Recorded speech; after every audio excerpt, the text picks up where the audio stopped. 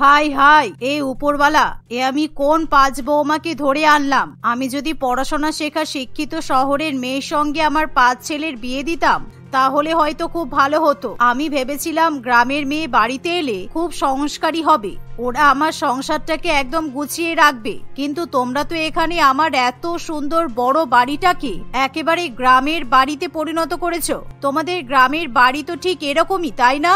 চারিদিকে বস্তা প্লাস্টিক পড়ে থাকে, তারপর এদিক ওদিক থেকে বস্তা ঘেরা থাকে। এভাবেই বিশাখা দেবী তার 5 বৌমাকে কথা শোনাতে থাকে, কারণ তারা 5 বৌমা বড় সুন্দর বাড়ির বৌমা হওয়া সত্ত্বেও মোটেই নিজেদেরকে সেখানে মানিয়ে নিতে পারে না। কিছু মাস আগের ঘটনা। বিশাখা দেবী একদিন তার বান্ধবীর বাড়িতে যায়, আর সেখান থেকেই সে তার 5 ছেলের বিয়ে দেওয়ার জন্য 5 মেয়ের সম্বন্ধ খুঁজে পায়, যাদের নাম ছিল রূপা, শম্পা, সোনালী, প্রিয়াঙ্কা এবং সুমনা। দিদি, তোমার মেয়েদেরকে আমার খুব পছন্দ হয়েছে। আমি এদেরকে আমাদের বাড়ির বৌমা করে নিয়ে যেতে চাই। আমার ছেলেদেরকে নিয়ে তোমাকে একদমই চিন্তা ভাবনা করতে হবে না, কারণ শহরে আমার অনেক বড় বাড়ি আছে। আসলে আমি চাইলেই শহরের মেয়েদেরকে আমার বাড়ির বৌমা করতেই পারি, কিন্তু গ্রামের মেয়েরা যতটা সংস্কারী হয় শহরের মেয়েরা খুব একটা সংস্কারী হয় না। তাই আমি গ্রামের মেয়েদেরকেই বৌমা করতে চাই। আপনাকে অনেক অনেক ধন্যবাদ। আমি তো ভাবতেই পারছি না যে আপনি আমার মেয়েদেরকে আপনার বাড়ির বৌমা করতে চাইছেন। আমরা এত গরিব, আমাদের গরিব ঘরের মেয়ে বড়লোক ধনী পরিবারের বৌমা হবে, এর চেয়ে সৌভাগ্যের বিষয় আর কি হতে পারে? আর আপনিও আমার মেয়েদেরকে নিয়ে একদম চিন্তা করবেন না। আমার মেয়েরা আপনার বাড়িতে গিয়ে একদম মানিয়ে গুছিয়ে থাকতে পারবে। ওরা খুব ভালো, আর ওরা বাড়ির সমস্ত কাজকর্মও করতে পারে। এমন কথা শুনে বিশাখা দেবী প্রচন্ড পরিমাণে খুশি হয়, যার ফলে 2 মাসের মধ্যেই অঞ্জলি দেবী গ্রামের মেয়েদের সঙ্গে তার 5 ছেলের বিয়ে দেয়। আর ছেলেদের বিয়ের পর বিশাখা দেবী মনে মনে প্রচন্ড পরিমাণে খুশি থাকে।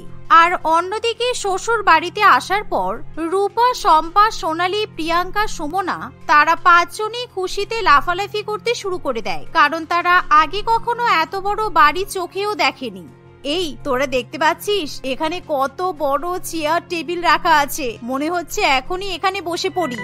দিদি, তুমি এরকম একদম করো না, এটাতে শুধু বসা যাবে না, এটাতে আবার শোয়াও যাবে। দেখো কত বড়, আর এটা একটা নয়, এই বাড়িতে অনেকগুলোই এরকম বড় বড় লম্বা লম্বা চেয়ার আছে, যেগুলো অনেক বড়। আর এই চেয়ারগুলো কত নরম দেখো। হ্যাঁ রে, তুই ঠিক বলেছিস। আমি তো ভাবছি আমি যখন বাড়ির কাজ করতে করতে ক্লান্ত হয়ে পড়বো, তখন আমি এই নরম নরম চেয়ারের উপর এসে ঘুমিয়ে পড়বো। দেখ এগুলো কতটা আরামদায়ক আর কত সুন্দর। আরে আরে ঠিক আছে, কিন্তু এগুলো চেয়ার নয়, এগুলোকে সোফা বলে, বুঝলে? তোমরা বরং কালকে পুরো বাড়িটা ঘুরে ঘুরে দেখে নেবে। আজকে তোমরা নিজেদের ঘরে গিয়ে ঘুমিয়ে পড়ো, কারণ অনেক রাত হয়েছে। কালকে তোমরা সকাল সকাল উঠে পড়বে। মা, বলছি আমার ঘর কোনটা? এখানে তো অনেকগুলো ঘর আছে, জানি না কোনটা কার ঘর। এত বড় বড় ঘর আমরা সত্যি আগে কখনো দেখিনি। আপনি একটু ভালো করে বলে দিন না, আমি কোন ঘরের দিকে যাব? হ্যাঁ হ্যাঁ চলো, আমি তোমাদের সবাইকে তোমাদের রুম দেখিয়ে দিচ্ছি। এই বলে বিশাখা দেবী তার 5 বৌমাকে তাদের নিজেদের রুম দেখিয়ে দেয়। আর তারা নিজের নিজের রুম দেখে প্রচন্ড পরিমাণে খুশি হয়, কারণ তাদের মায়ের বাড়ির থেকে শ্বশুর বাড়ি অনেকটাই বড় ছিল, আর তাদের নিজেদের রুমগুলো ছিল অনেক বড় বড়, যার ফলে সবাই প্রচন্ড পরিমাণে খুশি হয়। এই জায়গাটা কত সুন্দর, আর আমার ঘরটা কত বড়। আমি তো ভাবতেই পারিনি যে আমি বিয়ের পর এত বড় একটা ঘরে থাকবো। তোমার পছন্দ হয়েছে তো রূপা? ঠিক আছে, আমিও তো এটাই চাইছিলাম, তোমার যাতে পছন্দ হয়ে যায় আমাদের রুমটা। আর এভাবেই দেখতে দেখতে সেই রাতটা কাটে। আর পরের দিন সকালবেলা 5 বৌমা তাড়াতাড়ি ঘুম থেকে উঠে পড়ে। আর যেহেতু সময়টা শীতকাল থাকে, তাই সকালবেলা 5 বৌমা প্রচন্ড পরিমাণে শীতলতা অনুভব করে। আর তারা ঠান্ডার মধ্যে 5 জনে একেবারে জড়সড় হয়ে যায়।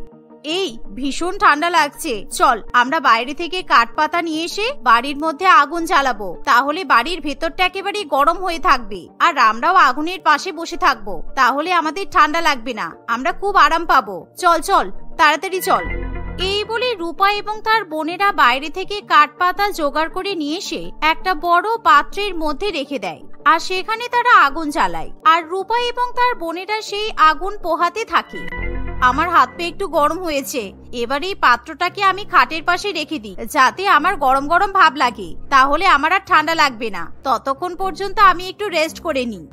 এই বলে রূপা সেই আগুন জ্বালানো বড় পাত্রটাকে তার খাটের পাশে রেখে দেয় আর সে কিছুক্ষণের মধ্যে খাটের উপর ঘুমিয়ে পড়ে, যার ফলে সারা বাড়িতে ধোঁয়া হতে শুরু করে। কিন্তু রূপা একেবারে গভীর ঘুমে আচ্ছন্ন থাকে, যার ফলে তার কোনো রকম হুঁশ থাকে না। আর কিছুক্ষণের মধ্যেই সারা বাড়িতে ধোঁয়া ছড়িয়ে পড়লে তাড়াতাড়ি করে রতন সেখানে ছুটে আসে। হাই হাই, রূপা এটা কি করেছে? চারিদিকে ধোঁয়া আর আগুন তো। এ বাবা, এটা তো আমাকে তাড়াতাড়ি নেভাতেই হবে, তা না হলে তো আমাদের রুমটাও একবারে দাউ দাউ করে জ্বলতে শুরু করে দেবে। এই বলে রতন তাড়াতাড়ি এক বালতি জল নিয়ে আসে আর সেই আগুন জ্বালানো পাত্রের মধ্যে ঢেলে দেয়, যাতে করে আগুন তাড়াতাড়ি নিভে যায়। আর এমন সময় রতন রূপাকে ডাকাডাকি করতে শুরু করে। আরে তুমি কি পাগল হয়ে গেছো? সত্যি তোমাদের মতো মূর্খ আমি তো আর একটাও দেখিনি। তুমি কি দেখতে পাচ্ছ না এখন ঘরের চারিদিকে শীতের কম্বল আরো কত কিছু মোটা মোটা কাপড় রয়েছে, আর তুমি সেখানে উনুন জ্বালিয়ে দিয়েছো কেন? তোমার শীত লাগছে, তুমি হিটার চালাতে পারতে তো। উনুন জ্বালানোর কি প্রয়োজন ছিল বলো তো? আমাদের বাড়ির প্রতিটা রুমেই তো হিটার থাকে, এই উনুন ধরানোর তো কোনো প্রয়োজন ছিল না। আসলে রতন, আমি তো হিটার চালাতেই জানি না, আর ওসব তো আমরা ব্যবহার করতাম না। গ্রামে তো আমরা এরকমই হাত পা গরম করার জন্য কাঠের উনুন ধরাতাম, তাই আমি ভাবলাম আজকেও বাড়ির মধ্যে একটু উনুন ধরাই। দেখো, উনুন ধরিয়েছিলাম বলে ঘরটা কতটা গরম হয়ে গেছে, তাই না? আরে তুমি কি পাগল আছো নাকি? আমি তোমাকে কতবার করে বোঝানোর চেষ্টা করেছি, আর তুমি সেই উনুনের পিছনেই পড়ে আছো। এই দেখো, আমি তোমাকে হিটার চালানো শিখিয়ে দিচ্ছি। তোমার যখনই শীত করবে তখন তুমি রুমে এসে হিটার চালিয়ে নিতে পারবে, তাহলে আর তোমাকে কোনো রকম ভাবে ঠান্ডা লাগবে না। এই বলে রতন রূপাকে বারে বারে হিটার চালানো শেখাতে থাকে, কিন্তু রূপা ছিল প্রচন্ড পরিমাণে বোকা এবং গন্ডমূর্খ, তাই সে কোনোভাবেই হিটার চালানো শিখতে পারে না, যার ফলে রতন বিরক্ত হয়ে ওঠে। এভাবেই দেখতে দেখতে কিছুদিন কাটে। আর একদিন রান্নাঘরে প্রচন্ড পরিমাণে ঠান্ডা হওয়ায় শম্পা সেখানে দাঁড়িয়ে কিছুতেই রুটি বানাতে পারে না, তাই শম্পা রুটি বানানোর প্রয়োজনীয় উপকরণ খাটের উপর নিয়ে চলে যায়।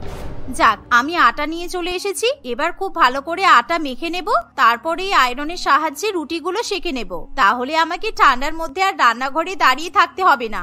এমনিও আমাদের বাড়িতে সবাই বলে বাড়ির ভালো ভালো ইলেকট্রিকের উপকরণগুলো ব্যবহার করতে, তাই আজকে আমি এই আয়রন দিয়ে রুটি সেঁকবো। শুধু শুধু ঠান্ডার মধ্যে রান্নাঘরে দাঁড়িয়ে দাঁড়িয়ে রুটি করতে আমার একদম ভালো লাগে না। এই তো আটা মাখা হয়ে গেছে, এবার আমি আয়রন দিয়ে রুটিগুলো সেঁকে ফেলি। এভাবে শম্পা নিজের বিছানার উপর কম্বলের মধ্যে বসে বসে ইস্ত্রির সাহায্যে রুটি সেঁকতে থাকে। আর অন্যদিকে তার আর এক বোন সোনালি হেয়ার ড্রায়ারের মাধ্যমে জামা কাপড় শুকিয়ে ফেলার চেষ্টা করে। যাক, কালকে সকালবেলা ভাগ্যিস দেখে নিয়েছিলাম এই মেশিনটা খুব ভালো, এই মেশিনটা দিয়ে চুলও শুকানো যায়। জানিস শম্পা, আমি এই মেশিনটা দিয়ে সুমনকে চুল শুকাতে দেখেছি, তাই আমি ভাবলাম এই মেশিনটা দিয়ে জামা কাপড়ও শুকিয়ে ফেলি। দেখ দেখ, আমি কতগুলো জামা কাপড় শুকিয়ে ফেলেছি। শীতকালে তো আমাদের এখানে তেমন একটা রোদ্দুর ওঠে না, তাই আমি এই মেশিনটা দিয়ে সব জামা কাপড়গুলো শুকিয়ে ফেলবো। এভাবেই রূপা এবং তার বোনেরা বাড়িতে নানান রকম বোকামি করতে থাকে। আর এমন সময় তার শাশুড়ি মা বিশাখা দেবী সেখানে চলে আসে, আর সে শম্পা এবং সোনালীকে এরকম কাজকর্ম করতে দেখে প্রচন্ড পরিমাণে রেগে যায়। হে ঈশ্বর, এ আমি কি দেখছি? আরে বৌমা, তুমি ইস্ত্রির উপর রুটি রেখে কি করছো? তোমার যখন এতই ঠান্ডা লাগছে তাহলে তো তুমি খাটের উপর রুটি মেকারটা নিয়ে চলে আসতে পারতে, আর ঘরের মধ্যে রুম হিটার আছে, তুমি তো হিটারটাও চালিয়ে নিতে পারতে, তাহলে তোমার এতটা ঠান্ডা লাগতো না। আর সোনালী বৌমা, তুমি এসব কি করছো? মা, এই দেখুন, এই মেশিনটা দিয়ে কত গরম হাওয়া বেরোচ্ছে, তাই না? তাই আমি এই গরম হাওয়াতে এই কাপড় চোপড় গুলো শুকিয়ে নিচ্ছি, কারণ আজকে তো খুব একটা রোদ ওঠেনি আর জামা কাপড় গুলো খুব ভিজা, তাই ভাবলাম এই মেশিনটা দিয়ে একটু জামা কাপড় গুলো শুকিয়ে নি। আরে মূর্খ কোথাকার, এটা তো হেয়ার ড্রায়ার, এটা দিয়ে শুধুমাত্র চুল শুকাতে হয়, জামা কাপড় শুকায় না। তোমাদেরকে বুঝিয়ে কোনো লাভ নেই, এতবার করে তোমাদেরকে সমস্ত কিছু বোঝানো হচ্ছে, তারপরও তোমাদের মাথার মধ্যে কিছু ঢুকছে না। তোমাদের মাথায় কি গোবর পোড়া আছে নাকি বলো তো? আমি যখনই তোমাদেরকে কিছু শিখিয়ে দেওয়ার চেষ্টা করছি, তোমরা ঠিক সেটার বিপরীত কাজকর্ম করছো। এভাবেই বিশাখা দেবী রাগে গজগজ করতে করতে সেখান থেকে চলে যায়, কিন্তু বিশাখা দেবীর কোনো কথাতেই তার বৌমারা পাত্তা দেয় না, তাই তারা আবার নিজেদের মতো বোকামি করতে থাকে। এভাবেই দেখতে দেখতে আরো কিছুদিন কাটে, আর শীতের দিনগুলোতে তাদের বাড়ির মেঝেতে একেবারেই পা দেওয়া যায় না। আর একদিন শম্পা রূপাকে বলে, আরে দিদি দেখ না, আমার প্রচন্ড শীত লাগছে, আমি তো এই মেঝের উপর কিছুতেই পা দিতে পারছি না, তুমি একটা কিছু বুদ্ধি বের করো তো। ঠিকই বলেছিস, এত বড় বাড়িতে আমাদের প্রচন্ড ঠান্ডা লাগছে, কিন্তু আমাদের তো কষ্ট বোঝার মতো এখানে কেউ নেই। তাই আমি ঠিক করেছি আমরা যেরকম বাড়িতে থাকতাম এখানেও সেরকম ভাবে থাকবো। আমরা যদি মেঝের উপর বড় বড় বস্তা পেতে দিই তাহলে আর আমাদের পায়ে ঠান্ডা লাগবে না। দিদি, তুমি একদম ঠিক বলেছো। চলো আমরা আজকে অনেক অনেক বস্তা জোগাড় করে ফেলি, আর ওই বস্তাগুলো দিয়ে আমরা নিজেদের জন্য সোয়েটারও বানিয়ে নেব, কারণ আমাদের একদমই শীত কাটছে না। এই পাতলা পাতলা সোয়েটার পরে কি শীত কাটে বলো? আর সেই সাথে বস্তাগুলো আমরা মেঝের উপর পেতে দেব, তাহলে আমাদের পায়ে গরম লাগবে।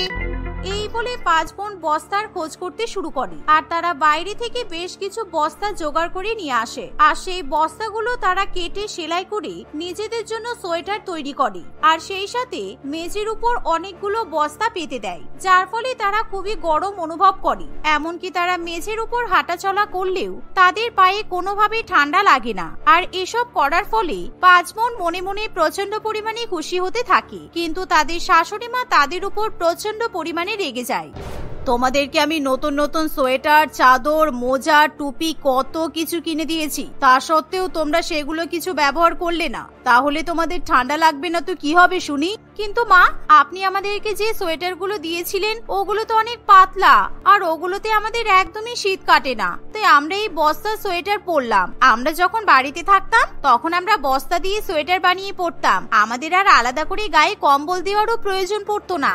তোমাদেরকে আমি এত দামি দামি সোয়েটার কিনে নিয়ে এসে দিলাম যাতে তোমাদের ঠান্ডা না লাগে, আর তোমরা সেই দামি দামি সোয়েটার গুলো বাদ দিয়ে গরিবদের মতো বস্তার সোয়েটার পরে বসে আছো। সত্যি আমি জানি না তোমাদেরকে নিয়ে আমি কতদিন চলতে পারবো। আর তোমরা এত বোকা, পায়ে মোজা পরলেই তো আর মেঝের ঠান্ডাটা পায়ে লাগে না, সেটাও কি তোমাদের মাথায় ঢোকে না? কি যে করি আমি তোমাদেরকে নিয়ে, হে ঈশ্বর, এই গন্ডমূর্খ বৌমাগুলোকে নিয়ে আমি এখন কি করব, কোথায় যাব?